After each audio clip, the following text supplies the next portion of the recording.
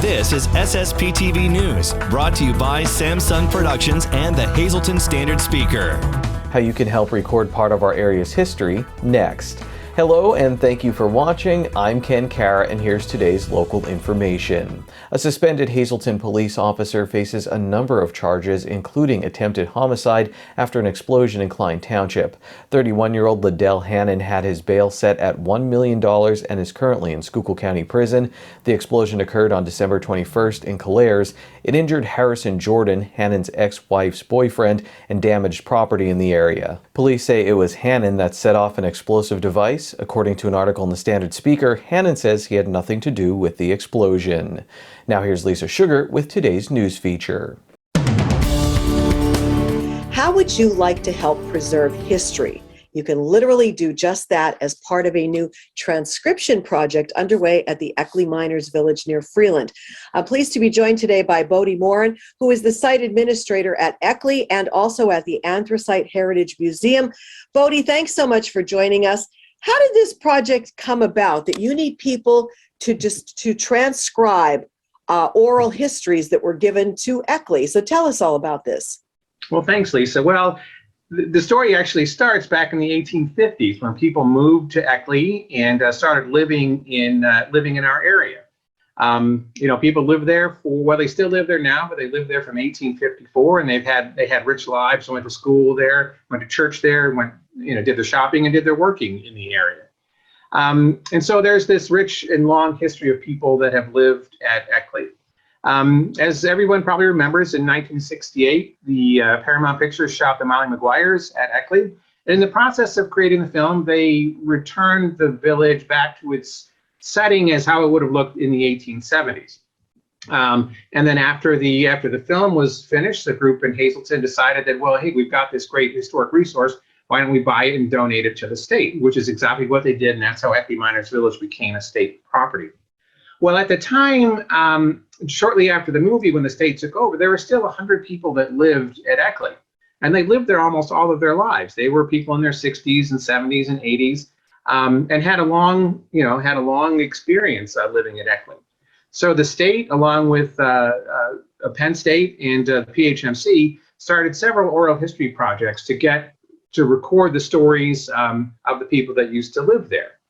And we have a number of those, like 30 or 40 stories of people who were recorded in the 1970s and some in the 1980s by people from Penn State and PHMC. And they talk about what it was like to live at Eckley, mostly in the 20th century, but some of them recount stories from their parents or grandparents dating back to the 19th century. And the challenge for now is that we've got these binders at Eckley, and then the originals are all stored at the state archives. But we have these binders that have thousands of pages in them, and if you want to look for something, you've got to kind of go through page by page and see if you can find what you're looking for. So this transcription project was designed to digitize those transcriptions. So a few years ago, Dr. Camille Westmont, who was an archaeologist working with the University of Maryland, won a grant and had all of the hand-typed and then later Xerox pages scanned. So now we had PDF files of those, and now we have to take those PDF files and convert them into actual words that can be used that can be searched on a computer. So that's kind of where we are now. This program if you go to the website and you pull it up, it'll give you a page that is the actual page, the typewritten page that was scanned, and then a blank sheet. And you actually type in the words that you're reading on from the typed page.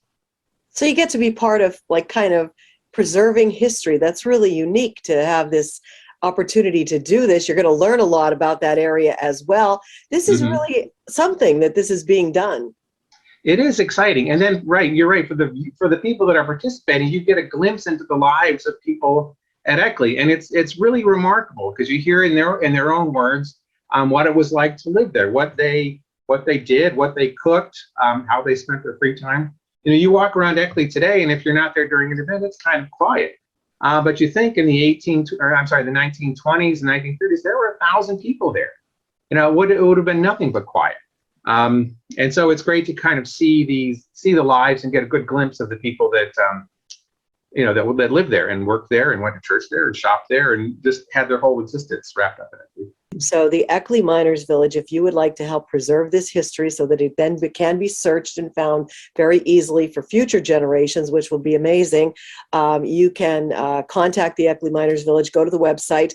And also we want to stress too that the Eckley Miners Village is open. You told me Thursdays through Sundays, so people can still go and enjoy that beautiful site that we have so close by. Yeah, that would be great. We definitely want to preserve what we have there for many, many years to come. Thanks so much. Yes. Great, Lisa. Thank you. Today's news feature is brought to you by Feisner's Ford in Freeland, who is celebrating 75 years in business. Give them a call at 570-636-3920, or you can log on to feisnersford.com. Time now for weather on SSPTV News. Here's our forecast from the National Weather Service on Thursday. Rain likely, mainly after 5 p.m. It will be cloudy with a high near 54 degrees, and we'll have wind gusts as high as 33 miles per hour. There's a 60% chance of precipitation. New precipitation amounts of less than 1/10 of an inch possible. On Thursday night, a 100% chance of rain. We'll have a low around 30 degrees. Wind gusts as high as 46 miles per hour. New precipitation amounts between 1/2 and 3/4 of an inch possible. Friday, a 20% chance of rain before 8 a.m., then a slight chance of snow between 8 a.m. and 10 a.m., mostly sunny with a high near 38 degrees, wind gusts as high as 32 miles per hour. Friday night, mostly clear with a low around 19 degrees. Saturday, mostly sunny with a high near 34 degrees. Saturday night, mostly cloudy with a low around 16 degrees. Sunday is sunny with a high near 40 degrees, and Sunday night, mostly clear with a low around 27 degrees. Hazelton area surged to an early lead, but Dallas came back to win the Wyoming Valley Conference Division I Boys Basketball Championship in a playoff game. Here's the SSPTV Standard Speaker scoreboard. Now that that's settled, the league playoffs can start, and Hazelton will face WVC Division II champion Holy Redeemer in the semifinals at home on Thursday at 7:30 p.m., while Dallas will play Nanacoke at Hazelton's gym on the same day. The league championship is Saturday at 7:30 p.m. at Wilkes-Barre Area High School. Cameron Mangle had 10 points and 14 rebounds as North Schuylkill beat Marion in a Schuylkill League girls basketball semifinal. The Lady Spartans will face Jim Thorpe in the championship on Friday at 6 p.m. at Martz Hall in Pontsville.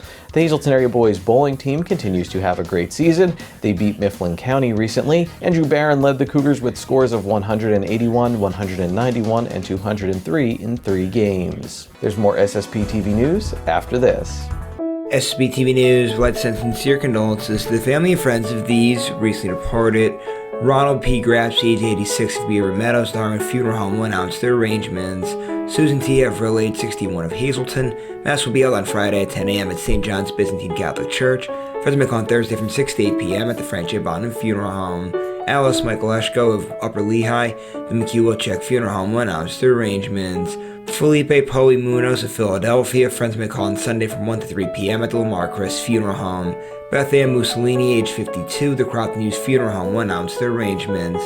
John P. Simpson Sr., the Crofton Hughes Funeral Home will announce their arrangements. And Robert C. Bob Sims Jr., age 78, of Packard Township. A service will be on Saturday at 12 noon at the Philip J. Jeffries Funeral Home. Friends may call on Saturday from 11 a.m. until 12 noon at the funeral home. Tonight's obituaries are being brought to you in part by Harmon Funeral Homes and Crematory, with 2 locations in Rockland and in Drums, 570-384-3312 or 570-788-0977, and go to harmonfuneral.com.